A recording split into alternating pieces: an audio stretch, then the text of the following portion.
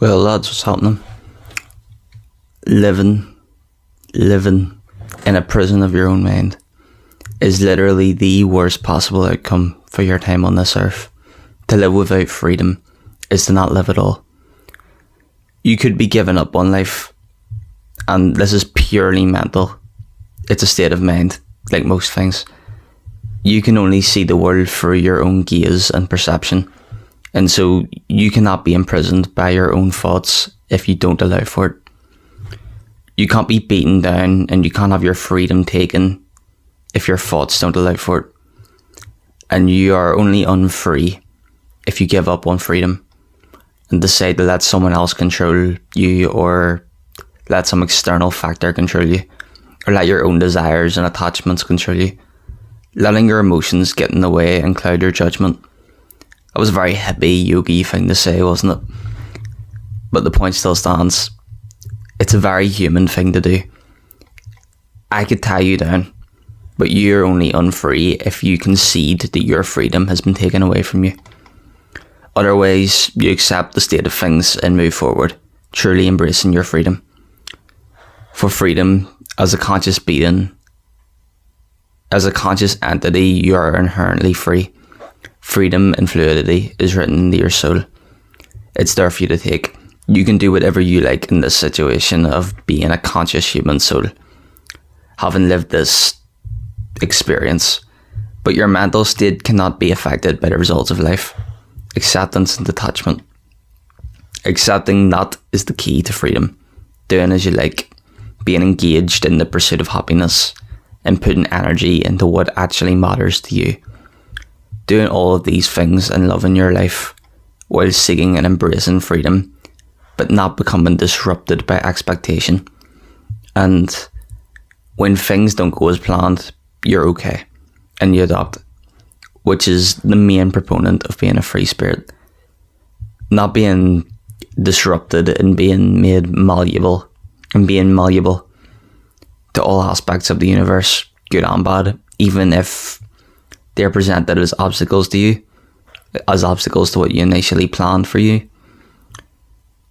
Or if you're on this pursuit of happiness and you're on your mission and an obstacle appears before you, or let's say something extreme happens and everything goes down the drain, your plan's ruined, your life's over, you need to be sad now.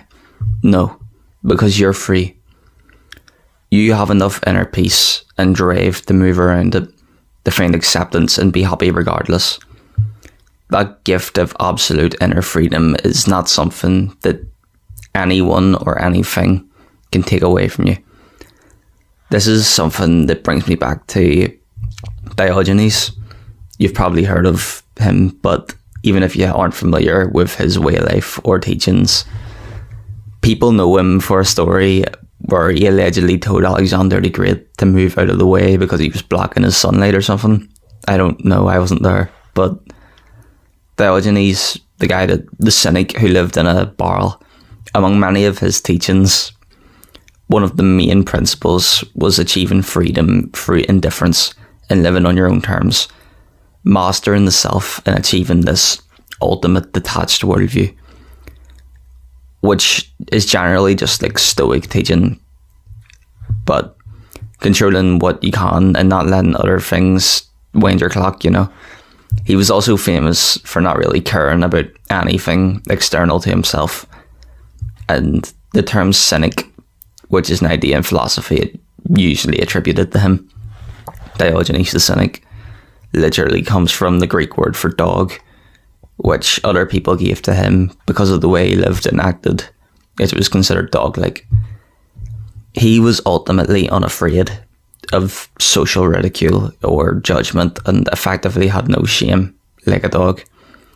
Sometimes to the extreme extent where he would commit unsavoury acts in public that I won't go into detail because YouTube might censor the video, but you can Google that one. It's a nice wee rabbit hole to go down.